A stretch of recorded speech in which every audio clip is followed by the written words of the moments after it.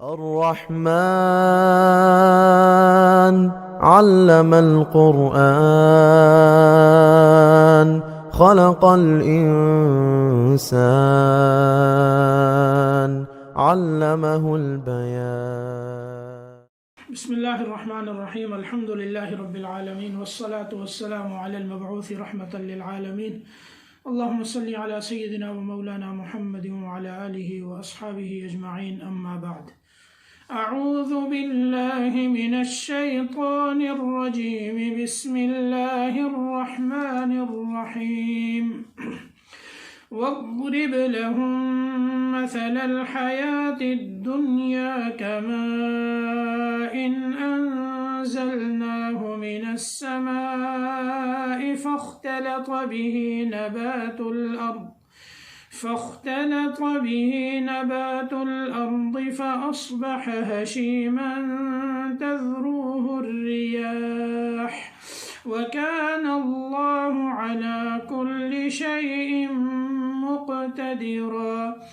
المال والبنون زينة الحياة الدنيا والباقيات الصالحات خير عند ربك ثوابا وخير أملا. یہ دو آیتیں جو میں نے تلاوت کی ہیں، اس کا پہلے آپ ترجمہ سماعت فرما لیں. اللہ رب العزت ارشاد فرماتے ہیں وَاضْرِبْ لَهُمْ مَثَلَ الْحَيَاةِ الدُّنْيَا، آپ ان لوگوں سے دنیاوی زندگی کی حالت بیان فرمائیے. كَمَاءٍ أَنزَلْنَاهُ مِنَ السَّمَاءِ، جیسے ہم نے آسمان سے پانی برسایا ہو. فَاخْتَلَطَ بِهِ نَبَاتُ الْأَرْضِ، پھر اس پانی سے زمین کی نباتات خوب گنجان ہو گئی ہوں. فَأَصْبَحَ هَشِيمًا تَذْرُوهُ الرِّيَاحُ، پھر وہ ریزہ ریزہ ہو جائے، اس کو ہوائیں اڑائے لیے پھرتی ہوں. وَكَانَ اللَّهُ عَلَى كُلِّ شَيْءٍ مُقْتَدِرًا، اور اللہ ہر چیز پر قدرت رکھتے ہیں، پوری قدرت رکھتے ہیں. المال والبنون زینت الحیات الدنیا، مال اور اولاد یہ دنیاوی زندگی کی رونق ہے. والباقیات الصالحات خیر عند ربک ثوابا وخیر املا، اور نیک اعمال جو باقی رہنے والے ہیں وہ آپ کے رب کے نزدیک ثواب کے اعتبار سے بھی بہتر ہیں، یعنی 1000 درجہ بہتر ہیں آخرت میں. وخیر املا، اور امید کے اعتبار سے بھی بہتر ہیں، یعنی بدرجہ امید کے اعتبار سے بھی بہتر ہیں. ان آیات میں اللہ رب العزت نے دنیاوی زندگی کی حقیقت کو بیان فرمایا ہے ایک مثال کے ساتھ. دنیا کی زندگی ہے کیا؟ اور اس کو قرآن کہیں تو کہتا ہے وَمَا الْحَيَاةُ الدُّنْيَا إِلَّا مَتَاعُ الْغُرُورِ، کہ دنیا کی زندگی یہ دھوکے کا سامان ہے، دھوکے کے سامان کے سوا دنیا کی زندگی کچھ نہیں. قُلْ مَتَاعُ الدُّنْيَا قَلِيلٌ، دنیا جو ہے یہ بہت تھوڑی ہے. متاع قلیل، بہت ہی تھوڑی ہے. اور پھر کہیں قرآن دنیا کی زندگی کو لہو و لعب اور زینت اور تفاخر اور تکاثر مال اور اولاد سے تشبیہ دیتا ہے. اور کہیں اللہ پاک جو ہے اور دیگر مثالوں سے جو ہے دنیا کی زندگی کو سمجھاتے ہیں کہ دنیا کی زندگی کیا ہے. یعنی یہاں آپ غور فرمائیں کہ اس دنیا کی زندگی کو ہم کس طرح شروع کرتے ہیں، پھر بیچ میں اس دنیا کی زندگی کو کس طرح سے گزارتے ہیں. ہماری فکر، ہماری توجہ اس دنیا کی طرف کتنی زیادہ مبذول ہو جاتی ہے، اور ہم اس دنیا کی محبت میں آ کے آخرت کو بھول جاتے ہیں، غفلت میں پڑ جاتے ہیں. تو اللہ پاک جو ہے اس دنیا کی زندگی کی حقیقت کو بیان فرماتے ہوئے ارشاد فرماتے ہیں وَاضْرِبْ لَهُمْ مَثَلَ الْحَيَاةِ الدُّنْيَا، آپ انہیں دنیا کی زندگی کی حالت بیان کریں کہ دنیا کی زندگی کیسی ہے. کما ان انزلناہ من السماء، یہاں اللہ فرماتا ہے جیسے پانی ہے ہم اس کو آسمان سے اتارتے ہیں، یعنی بادلوں سے اللہ پاک بارش کو برساتے ہیں۔ اب بارش برستی ہے، زمین میں آتی ہے، اور زمین سے پھر کیا ہے؟ نباتات اگتی ہیں، سبزہ زمین سرسبز و شاداب ہو جاتی ہے، اور پھر اس کے بعد پھر کیا ہوتا ہے؟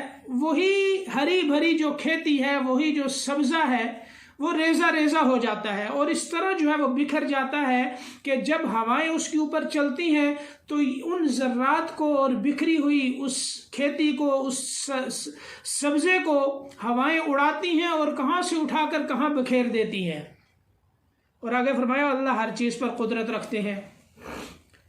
اس کو سورۃ الحدید 27ویں سپارے کی ایک آیت میں اللہ رب العزت نے اور وضاحت کے ساتھ دنیا کی زندگی کی حقیقت کو بیان فرمایا۔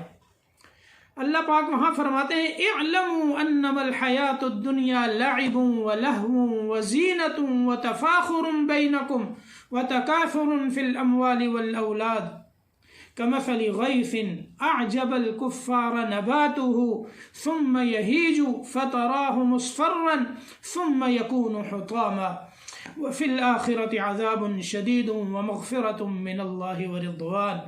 یہاں اللہ پاک نے دنیا کی زندگی کو کس طرح سے سمجھایا؟ فرماتے ہیں اللہ پاک اعلموا، تم جان لو، انما الحیات الدنیا لعب ولہو، کہ دنیا کی زندگی یہ کھیل تماشا ہے۔ دنیا کی زندگی کھیل تماشا ہے، وزینۃ، اور پھر زینت ہے، وتفاخر بینکم، اور آپس میں فخر کرنا ہے، وتکاثر فی الاموال والاولاد، اور اپنے مالوں کو اور اپنی اولاد کو زیادہ بتلانا ہے۔ اس کی حالت کیسی ہے؟ کمثل غیث اعجب الکفار، اس می اور بارش کی طرح جو برستا ہے اور جو کاشتکار ہوتا ہے اس کو جو ہے اس کی کھیتی بڑی اچھی اور بھلی معلوم ہوتی ہے۔ ثم یہیج فتراہ مصفرا ثم یکون حطاما، پھر وہ خشک ہوتی ہے، پھر تو اس کو زرد دیکھتا ہے کہ وہ زرد ہو گئی، پھر وہ چورا چورا ہو جاتی ہے اور ختم ہو جاتی ہے۔ یہاں اللہ نے دنیا کی زندگی کو کھیل تماشا، زینت، تفاخر، فخر اور کثرت مال اور اولاد، اس کو یعنی بترتیب سمجھایا ہے۔ سب سے پہلے کیا فرمایا کہ جان لو دنیا کی زندگی لعب اور لہو ہے۔ یہ لعب بھی کھیل تماشے کو کہتے ہیں، لہو بھی کھیل تماشے کو کہتے ہیں۔ لعب اس کھیل کو کہتے ہیں کہ جس کا فائدہ سامنے نہ ہو، یعنی کھیل ہے لیکن فائدہ کوئی نہیں، اور لہو اس کھیل کو کہتے ہیں جس میں سیر و تفریح بھی ہوتی ہے، سیاحت بھی ہوتی ہے، لیکن اس کے ساتھ فائدہ بھی ہوتا ہے۔ یہ لعب اور لہو میں فرق ہے۔ لعب اس کھیل کو کہتے ہیں جیسے بالکل چھوٹے بچوں کا کھیل ہوتا ہے، جیسے کھلونے ہیں، کھلونوں کے ساتھ پلاسٹک کے کھلونے آپ لے لیں، پہلے دور میں چلے جائیں یا آج کے دور میں بھی دیہاتوں میں آپ دیکھیں گے تو مٹی سے بچے جو ہے وہ کھلونے بناتے ہیں۔ کوئی جو ہے، ہم بالکل بچپن میں چھوٹے چھوٹے ہوتے تھے تو ایسے ہی مٹی سے کیا کرتے تھے؟ گھر بناتے تھے۔ یہ جو ہے مکان بن گیا، اس کا دروازہ بناتے، اس کی کھڑکیاں بناتے، اور پھر جو ہے یعنی گارے مٹی سے، اور پھر اس کے بعد میں روڈیں بناتے ہیں، پھر مٹی ہی کی گاڑیاں، یہ سسٹم ہوتا ہے۔ پھر یہاں سے جو ہے وہ گاڑی آئے گی اور یہاں سے اندر جائے گی۔ اب اس کا کیا فائدہ ہے؟ کوئی فائدہ نہیں۔ اسی طرح بچے کے جو کھلونے ہیں بازار سے لا کر دیتے ہیں، آج کل جو ہے وہ کھلونے طرح طرح کے جو ہے وہ موجود ہیں، لا کر دے دو، یہ گن ہے، یہ فلانی چیز ہے، فلانی چیز ہے، پلاسٹک کے کھلونے۔ بچے کے نزدیک وہ عظیم سرمایہ ہوتے ہیں، اور اگر اس کا کھلونا تلف ہو جائے یا ضائع ہو جائے اس کو کتنا افسوس ہوتا ہے، جتنا جو ہے وہ گویا کہ اس کی ساری دنیا ہی اجڑ گئی ہو۔ روتا ہے کہ میرا کھلونا کیوں ٹوٹ گیا، میری چھوٹی گاڑی جو ہے وہ کیوں ٹوٹ گئی، اس کو تم نے کیوں لیا۔ بچے جو ہے وہ روتے۔ یہ ہے لعب، چھوٹے بچوں کا کھیل۔ اب جب انسان بڑا ہوتا ہے تو پھر لہو میں آتا ہے، یعنی ایسی کھیل جیسے آپ دیکھیں فٹ بال ہے، کرکٹ ہے، ہاکی ہے، جو ہے تیراکی ہے، اسی طرح گھوڑ سوار ہے، گھوڑے پہ سوار ہونا، سواری کرنا، اسی طرح جو ہے وہ تیر کے نشانے لگانا، یہ جو ہے یہ کھیل، یہ ذرا انسان بڑا ہوتا ہے، اس میں کیا ہے کہ انسان کے جسم کا بھی فائدہ ہوتا ہے اور اس کھیل سے انسان کو فائدہ ملتا ہے۔ اب اس کے بعد جب انسان کچھ اور بڑا ہوتا ہے تو قرآن کہتا ہے وزینتن، پھر اس کو یہ فکر ہوتی ہے کہ میرا لباس بڑا خوبصورت ہو، میرے ہاتھ میں گھڑی بڑی اچھی ہو، میرے جو ہے کپڑے خوبصورت ہونے چاہیے، میری شکل و صورت جو ہے وہ اس طرح ہونی چاہیے، یعنی زیب و زینت اختیار کرتا ہے اور جمال کو اپناتا ہے۔ پھر جب اور بڑا ہوتا ہے، اپنے ہم عصروں کے مقابل میں پہنچتا ہے، دنیاوی زندگی میں، دنیاوی کاروبار میں آتا ہے، ملازمت میں آتا ہے، پھر یہاں پھر اپنے ہم عصروں کے ساتھ جو ہے وہ فخر کرتا ہے کہ دیکھو میرے پاس یہ سامان ہے، میرے پاس مکان بھی ہے، میرے پاس گاڑیاں بھی ہیں، میرے پاس یہ چیز بھی ہے، جو ہے فخر کرتا ہے دنیا کے اوپر، میرے پاس اتنا مال ہے، اتنی دولت ہے، یہ زراعت ہے، یہ جو ہے بینک بیلنس ہے، یہ ساری چیزیں۔ اور پھر وَتَكَاثُرٌ فِي الْأَمْوَالِ، پھر جب اور زیادہ اوپر جاتا ہے، بڑھاپے میں پہنچتا ہے، پھر آگے جو ہے اس کو اپنی اولاد نظر آتی ہے، پھر اور جو ہے وہ مال و دولت اس کو نظر آتا ہے، تو پھر اس کثرت میں وہ آگے جاتا ہے، دکھاتا ہے دیکھو تمہارے پاس اتنا مال نہیں جتنا میرے پاس ہے۔ تو مال اور اولاد کی کثرت، یہ ہے دنیا کی زندگی کی حقیقت۔ اب اس میں آپ غور فرمائیں کہ انسان جو ہے دنیا کی زندگی کے اندر جس حالت پر ہوتا ہے وہ اسی کو سب کچھ سارا سرمایہ سمجھتا ہے۔ بات سمجھے ذرا غور سے، جس حالت میں انسان ہوتا ہے وہ سارا سرمایہ اپنی اسی حالت کو سمجھتا ہے۔ جیسے بچے کھلونوں سے کھیلتے ہیں تو ان کے سامنے وہ جو کھلونے ہیں وہ سارا سرمایہ ہے ان کے نزدیک۔ اگر ان کا کھلونا لے لیا جائے، توڑ دیا جائے، چھپا دیا جائے، ضائع کر دیا جائے تو رونے لگ پڑتے ہیں، جیسے پتہ نہیں کتنا بڑا جو ہے وہ سرمایہ ان سے چلا گیا۔ اسی طرح اس کے بعد جو ہے جب بڑا ہوتا ہے اور جوانی کی عمر میں پہنچتا ہے تو وہ بچپن کے یہ کھلونے اسے ایسے محسوس ہوتے ہیں، وہ کہتا ہے کہ یہ اس کی کوئی حقیقت نہیں، یعنی بے حقیقت معلوم ہوتے ہیں، اور ان میں پڑھنا انسان یہ سمجھتا ہے کہ میں جو ہے وہ کن کھیلوں میں پڑا ہوا تھا، کن حالات میں پڑا ہوا تھا، ان کی تو کوئی حقیقت نہیں، بے حیثیت ہیں یہ کھلونے۔ پھر اسی طرح اوپر جاتا ہے تو اپنے کھیل کود کے زمانے کو وہ اس سے کمتر سمجھتا ہے، اس کو بے حقیقت سمجھتا ہے۔ اسی طرح جب اور اوپر جاتا ہے، ذمہ داریاں آ جاتی ہیں تو پھر اس وقت جو ہے نیچے کا جو مرحلہ زیب و زینت والا ہے اس کو بے حقیقت سمجھتا ہے۔ پھر جب مال اور اولاد کی کثرت ہو جاتی ہے تو پھر پیچھے جو ہے فخر والا جو نظام ہوتا ہے اس کو بے حقیقت سمجھتا ہے۔ تو انسان جتنا اوپر جاتا ہے نیچے والے مراحل کی قدر و قیمت اس کے نزدیک نہیں رہتی، کیوں؟ اس کی حقیقت سے وہ واقف ہو جاتا ہے کہ یہ چیزیں اصل نہیں تھیں، اصل کوئی اور زندگی ہے۔ اسی کو اللہ فرماتے ہیں کمثل غیث، یہ ایسے سمجھو یہ جو زندگی، لعب، کھیل تماشا، زیب و زینت، فخر، مال اولاد کی کثرت، یہ کیا ہے؟ بارش کی طرح ہے۔ جیسے اللہ نے یہاں فرمایا کماء انزلناہ من السماء فاختلط به نبات الارض، پانی برستا ہے آسمان سے یعنی بادلوں سے، پھر زمین جو ہے وہ گنجان ہو جاتی ہے یعنی ہری بھری ہو جاتی ہے۔ فاختلط به نبات الارض فاصبح هشیما تذروه الرياح، یہاں قرآن اس طرح سمجھاتا ہے، اور سورۃ حدید میں کس طرح اللہ پاک جو ہے سمجھا رہے ہیں کمثل غیث اعجب الکفار نباتہ، بارش جو ہے آسمان سے جب برستی ہے تو ایک کاشتکار جو ہوتا ہے تو اس کی زراعت بڑھتی ہے، اس کو تو وہ اپنی کھیتی بڑی اچھی معلوم ہوتی ہے، وہ بڑھ گئی، بارش آنے سے کھیتی میں فائدہ ہوا، ایک زارع جو ہے وہ کتنا خوش ہوتا ہے، کاشتکار خوش ہوتا ہے۔ اللہ پاک فرماتے ہیں اس کے بعد کیا حالت ہوتی ہے کھیتی کی کہ وہ کھیتی جو ہے وہ خشک ہو جاتی ہے، پھر زرد پڑتی ہے، پھر اس کے اوپر ہوائیں چلتی ہیں، پھر اس کو ایک جگہ سے بکھیڑ کر دوسری جگہ پر جو ہے ہوائیں چلا دیتی ہیں۔ اللہ فرماتے ہیں یہی حالت ہے دنیا کی زندگی کی۔ اس زندگی کے بعد جب تم قبر میں پہنچو گے، یہ بات سمجھنے کی ہے، اس زندگی کے بعد جب تم قبر میں پہنچو گے تو پھر پتہ چلے گا کہ یہ دنیا کی زندگی کچھ نہیں. پھر اس کے بعد جب آخرت میں پہنچو گے اور پھر جس طرح یہ زمین جو ہے، یہ کھیتی، یہ ریزہ ریزہ ہوئی، ختم ہوئی، اسی طرح انسان کی زندگی ہے. یعنی انسان اسی طرح بڑھتا ہے بڑھتا ہے بڑھتا ہے اور پھر جوانی سے بڑھاپے میں پہنچتا ہے. تو بڑھاپے میں پہنچنے کے بعد کیا ہے؟ وہ پھر کمزور، ہڈیوں میں کمزوری آتی ہے، کمر جھک جاتی ہے، دردوں نے آ کے گھیر لیا ہوتا ہے. اللہ سب کو اپنے حفظ و امان میں رکھیں، عافیت میں رکھیں. بیماریاں آ جاتی ہیں، تکالیف آ جاتی ہیں، کمزوری آ جاتی ہے، اور پھر وہ اسی طرح ریزہ ریزہ ہو کر کیا ہوتا ہے؟ قبر میں چلا جاتا ہے، موت آ جاتی ہے. یعنی اس کی حالت یہ ہوتی ہے. یہ اللہ نے سمجھایا یہ دنیا کی زندگی ہے. اس طرح جس طرح جو ہے یہ کھیتی اگتی ہے، بڑی ہوتی ہے، سرسبز و شاداب ہوتی ہے، پھر خشک ہوتی ہے، ریزہ ریزہ ہوتی ہے، اسی طرح انسان کی زندگی ہے. یہ آئے گا، اوپر جائے گا، بڑھاپے میں کمزوری ہوگی، قبر میں جائے گا، یہ وہاں جا کر ریزہ ریزہ ہو جائے گا. اس کا جسم مٹی کھا جائے گی، مٹی کے ذرات میں بکھر جائے گا. کیڑے آئیں گے، کتنے جانور آئیں گے، اس کے ذرات کو کھا لیں گے، اور کھانے کے بعد پھر اس کے اوپر بھی اسی طرح ہوائیں چلیں گی. وہ مٹی کے ذرات اٹھائے گی اور کہاں سے کہاں تک جو ہے وہ اس کے ذرات کو بکھیر دیا جائے گا.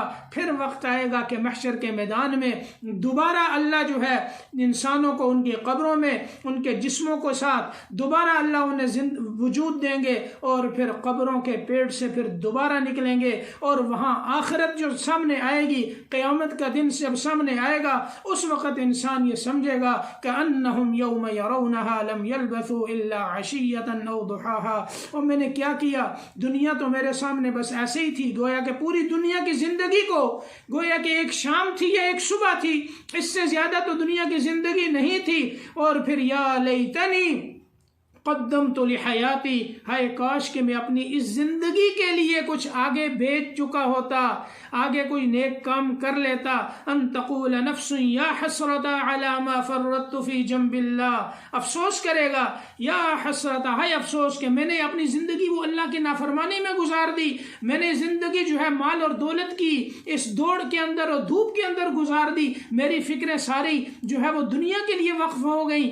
وہاں جا کے اس کو پتہ چلے گا کہ دنیا کی زندگی اسی طرح ہے، اسی طرح جس طرح بچے کے سامنے جو ہے وہ کھیل کود اور یہ تماشے ہوتے ہیں، اور پھر بڑے ہو کر جب ان کی حقیقت سامنے آتی ہے، آخرت میں پہنچو گے قیامت کے دن، تمہیں اس دنیا کی زندگی کی حقیقت اسی طرح نظر آئے گی. اس لیے فرمایا کہ المال والبنون زینت الحیات الدنیا. اس کے بعد اگلی آیت کو دیکھیں، اللہ فرماتے ہیں مال اور بیٹے اولاد جو ہے یہ کیا ہے؟ دنیاوی زندگی کی رونق ہے. یہ بھی دنیاوی زندگی کی رونق ہے. اور قرآن پاک نے مال اور اولاد، یہ دو چیزیں ایسی ہیں، یہاں دیکھیں غور کریں، دو چیزیں ایسی ہیں کہ جن کی محبت میں انسان آ کر اپنے رب کو بھول جاتا ہے. یا دنیا کی محبت، مال کی محبت آئے گی، یا اولاد کی محبت، اور ان کی محبت میں انسان گناہوں میں مبتلا ہو جاتا ہے، اور بس اوقات اللہ معاف فرمائے کہ شرک تک چلا جاتا ہے انسان. تو اللہ نے انہی المال والبنون فرمایا یہ دنیا کی زندگی کی رونق ہے. یا ایھا الذین آمنوا لا تلہکم اموالکم ولا اولادکم عن ذکر اللہ. اللہ خبردار فرماتے ہیں ایمان والو، ایسا نہ ہو کہ کہیں تمہاری اولادیں اور تمہارے مال جو ہے وہ تمہیں اللہ کی یاد اور ذکر سے غافل کر دیں، نمازوں سے غافل کر دیں، اللہ کی یاد سے غافل کر دیں. ایسا نہ ہو. اور جان لو اعلموا انما اموالکم و اولادکم فتنہ، کہ تمہارے یہ جو مال اور اولاد ہے یہ ایک آزمائش ہے، فتنہ ہے. یا ایھا الذین آمنوا ان من ازواجکم و اولادکم عدوا لکم فاحذروہم. اے ایمان والو، تمہاری کچھ بیویاں اور جو کچھ اولاد ایسی ہوتی ہے جو تمہاری دشمن ہوتی ہے، اس لیے ہوشیار رہا کرو. دیکھا کرو کہیں ان کی محبت میں آ کر میں اپنے دین کو تو برباد نہیں کر رہا، کہ ان کی محبت میں آ کر میں اللہ کو ناراض تو نہیں کر رہا. اس لیے فرمایا اس کا یہ مطلب نہیں کہ اولاد کا خیال نہ کرو. جو حقوق اسلام نے رکھے ہیں والدین کے ذمہ وہ تو ہیں ہی ہیں. اولاد کی تربیت کرنا، صحیح تربیت کرنا، نیک صالح بنانا، اچھی دین کی تعلیم دینا، دین کا پابند بنانا، یہ ساری چیزیں ہیں. لیکن ان کی محبت میں آ کر کہیں گناہوں میں مبتلا نہ ہو جانا. ایسے فرمایا کہ مال اور اولاد یہ کیا ہے؟ یہ بھی دنیا کی زندگی کی رونق ہے. جس طرح دنیا کی زندگی ختم ہو گئی اسی طرح تم نے چلے جانا ہے، یہ مال بھی ختم ہو جائیں گے اور پھر اولاد نے بھی گزر جانا ہے. آگے نسلیں جو ہے قیامت تک اسی طرح آ رہے ہیں اور پھر وقت پورا ہونے پہ جا رہے ہیں. یہاں دنیا میں نہ تو آپ رہنے کے لیے آئے ہیں نہ میں رہنے کے لیے آیا ہوں. یہاں تو اللہ نے جو ہمیں وقت دیا ہے ہم نے اسے پورا کرنا ہے. میں اپنی زندگی کے سانس جو اللہ نے رکھے ہیں وہ پورے کر رہا ہوں. ہم میں سے سارے آپ اپنی زندگی کے سانس پورے کر رہے ہیں. ہر ایک انسان جو ہے وہ اس دنیا سے جانے والا ہے اور ہر آنے والا دن، ہر آنے والا لمحہ، ہر آنے والی گھڑی ہمیں موت کے قریب کر رہی ہے. موت کے ایک وقت اللہ نے مقرر کیا ہوا ہے. ہم ہر روز موت کے قریب ہو رہے ہیں. اس لیے یہ نہیں کہ ہم موت کے قریب ہوں اور اللہ سے غافل ہوں. ہاں، انسان جتنا اوپر جاتا ہے اتنا فکر زیادہ کرے، آخرت کی فکر زیادہ کرے کہ میری آج کا جو دن میرا گزرا ہے، یا اللہ اس میں کہیں مجھ سے نافرمانیاں تو نہیں ہوئی، کہیں گناہ تو نہیں ہوئے. رات کو محاسبہ انسان کرنا چاہیے. اللہ توفیق دیں، آپ بھی کریں، اللہ مجھے بھی توفیق دیں کہ رات کو انسان محاسبہ کرے. حاسبوا قبل ان تحاسبوا، دنیا ہی میں اپنا حساب کر لو، دیکھ لو کہ کیا کیا ہے. اس میں جن کے اندر جو کمی کوتاہی ہوئی ہے، جو غفلت ہوئی ہے، کوئی گناہ ہوا ہے تو اللہ سے معافی مانگ لو. توبہ کر پھر جو ہے وہ بستر پر جاؤ. اسی طرح جب صبح کو اٹھو، صبح اٹھ کر نماز کے بعد اللہ پاک سے یہ دعا مانگیں اور اس کی پابندی کریں کہ یا اللہ آج کا دن میرا ایسا گزار دے کہ مجھ سے اس دن میں کوئی گناہ نہ ہو. قیامت کے دن اگر اللہ پاک نے پوچھ لیا کہ تو نے گناہوں سے بچنے کے لیے مجھ سے دعا مانگی تھی تو وہاں کیا جواب دیں گے؟ اس لیے روزانہ انسان یہ عمل کرے. بڑا مجرب عمل ہے. انسان گناہوں سے بچے گا جب اللہ کی حفاظت ہوگی. اٹھ کر صبح انسان ہر دن میں یہ دعا کرے، ہر ایک، کہ یا اللہ آج کے دن مجھے گناہوں سے بچا اور میرا دن ایسا گزار دے کہ آج کے دن میں مجھ سے کوئی نافرمانی نہ ہو، کوئی گناہ نہ ہو، کوئی ایسا کام نہ ہو جو آپ کی ناراضگی کا سبب بن جائے، کوئی ایسا عمل نہ ہو کہ جس سے میرے اعمال برباد ہو جائے. گناہوں سے حفاظت، یہ دعا مانگا کرے تو انسان جو ہے اپنی زندگی کے لمحات کو توجہ کے ساتھ گزارے.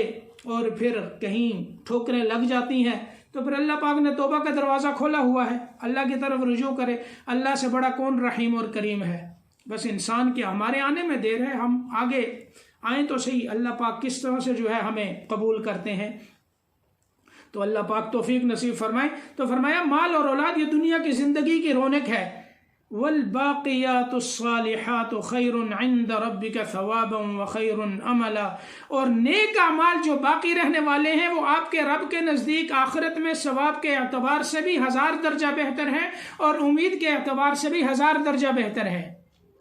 باقیات الصالحات یہ کیا ہیں؟ حضرت ابو سعید خدری رضی اللہ تعالی عنہ نے نقل کیا ہے کہ آپ صلی اللہ علیہ وسلم نے ارشاد فرمایا باقیات صالحات کو زیادہ سے زیادہ جمع کیا کرو. کیا فرمایا؟ کہ باقیات صالحات کو زیادہ سے زیادہ جمع کیا کرو. عرض کیا گیا کہ وہ کیا ہیں؟ تو آپ صلی اللہ علیہ وسلم نے فرمایا سبحان اللہ، لا الہ الا اللہ، الحمد للہ، اللہ اکبر، ولا حول ولا قوة الا باللہ. یہ تیسرا کلمہ یہ کیا ہے؟ باقیات صالحات زیادہ زیادہ جمع کیا کرو. اور ایک روایت میں آپ صلی اللہ علیہ وسلم نے ارشاد فرمایا سبحان اللہ والحمد للہ ولا الہ الا اللہ واللہ اکبر. یہ جو ہے کیا ہے؟ باقیات صالحات ہیں، یعنی نیک اعمال جو باقی رہنے والے ہیں. تیسرا کلمہ اس میں یہ اذکار فضیلت والے سارے جمع ہیں.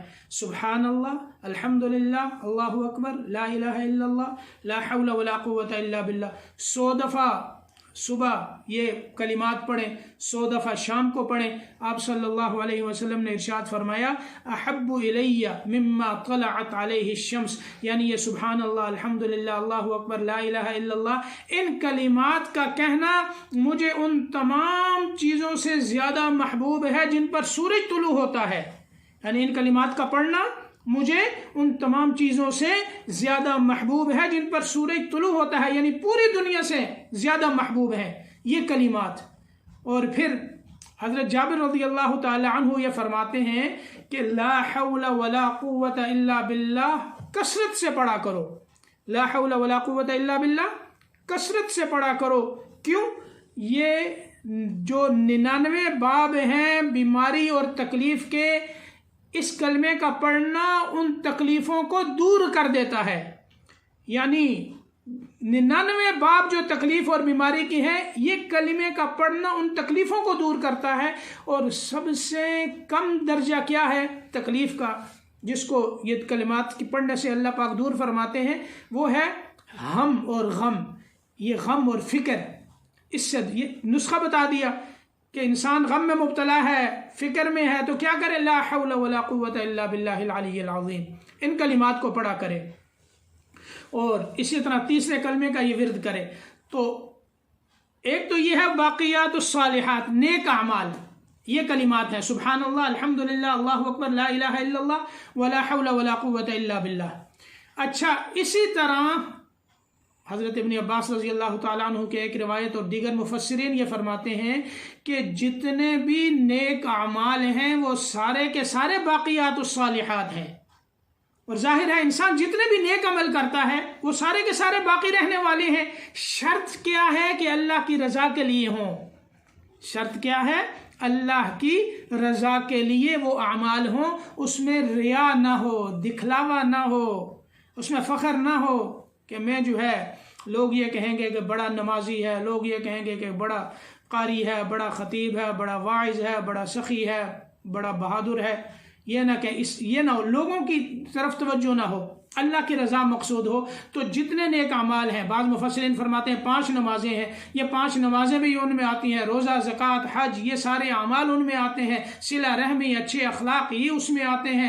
اسی طرح جو ہے ذکر و اذکار، صبح شام کے اذکار، گھر میں داخل ہونے کی، نکلنے کی، بازار میں آنے کی، جانے کی دعائیں، پوری جو 24 گھنٹے کی زندگی کی جو دعائیں ہیں انسان پڑھے، یہ سارے کے سارے نیک اعمال ہیں جو باقیات الصالحات ہیں، اور آخرت میں اللہ اس پر اجر دیں گے۔ اسی کو تو فرمایا وَخَيْرٌ عِنْدَ رَبِّكَ ثَوَابًا، یہ نیک اعمال کرو، اللہ کی رضا کے لیے کرو، نیک اعمال میں پیچھے مت رہو، کیونکہ آخرت میں اللہ جب ثواب دیں گے تو اللہ ثواب بھی بہت زیادہ عطا فرمائیں گے۔ اور پھر نیک اعمال سے اللہ سے اس ثواب کی امید بھی رکھو، اللہ کی مغفرت کی اور اللہ کی طرف سے بخشش کی امید بھی رکھو۔ تو اس لیے ان کلمات کا ورد یہ کیا کریں کثرت کے ساتھ، درود پاک کی کثرت، ان اعمال سبحان اللہ، الحمدللہ، لا الہ الا اللہ، اللہ اکبر، سبحان اللہ والحمدللہ ولا الہ الا اللہ واللہ اکبر ولا حول ولا قوت الا باللہ، ان کلمات کو کثرت سے پڑھا کریں۔ اللہ پاک ہم سب کو عمل کی توفیق نصیب فرمائے، اور اپنے نام کی حلاوت اللہ ہمیں نصیب فرمائے، اور ہمیں ذاکرین میں شامل فرمائے۔ انشاءاللہ زندگی رہی تو اگلا درس وَيَوْمَ نُسَيِّرُ الْجِبَالِ، یہاں سے اللہ پاک نے قیامت کے جو ہے وہ حالات کو پیش کیا ہے، اور انشاءاللہ زندگی رہی تو اگلے درس میں جو ہے یہاں سے شروع کریں گے۔ دعا فرما لیں۔ الحمدللہ رب العالمین، اللہم لک الحمد کما ینبغی لجلال وجہک وعظیم سلطانک، اللہم صلی علی سیدنا ومولانا محمد وعلى آله وأصحابه أجمعين، اللهم اغفر لنا ذنوبنا، اللهم اغفر لنا ذنوبنا وتب علينا إنك أنت التواب الرحيم۔ یا اللہ ہماری اور پوری امت کے گناہوں کو معاف فرما، ہم سب کو اپنی رضا نصیب فرما، اپنا قرب تعلق نصیب فرما، دونوں جہانوں کے عزتیں خیریں ثابتیں نصیب فرما۔ ہمارے مرحومین اور ہم میں یا اللہ جو اہل ایمان اس دنیا سے گزر چکے سب کی مغفرت فرما، ہمارے والدین عزیز و اقارب اور جتنے اہل ایمان اس دنیا سے رخصت ہو چکے ہیں سب کے درجات بلند فرما، سب کی قبروں کو منور فرما۔ ہم میں سے جن کے والدین زندہ ہیں دونوں یا ایک، انہیں ایمان، سلامتی، صحت و عافیت، تقوی، طہارت والی لمبی زندگی نصیب فرما۔ اور یا اللہ جتنے بیمار ہیں سب کو شفا عطا فرما، صحت و عافیت نصیب فرما۔ یا اللہ آزمائشوں سے بچا، ابتلاءات سے بچا، امتحانات سے بچا۔ یا اللہ ہم سب کو اپنے مقبول بندوں میں شامل فرما۔ کورونا کی وبا سے یا اللہ اس پوری دنیا کی، پورے عالم کی حفاظت فرما، اور یا اللہ ہم سب کو اپنی طرف پھیر دے، ہمیں اپنی رضا نصیب فرما۔ اپنے غصے سے بچا، اپنی ناراضگی سے بچا، ہم سب کا خاتمہ ایمان پہ فرمانا، موت سے لے کر جنت الفردوس تک کے سارے مراحل اپنے فضل سے آسان فرمانا. ربنا تقبل منا انك انت السميع العليم وتب علينا انك انت التواب الرحيم. رضينا بالله ربا وبالاسلام دينا وبمحمد نبيا. جزا الله عنا محمدا ما هو اهله صلى الله تعالى عليه وعلى اله واصحابه اجمعين برحمتك يا ارحم الراحمين.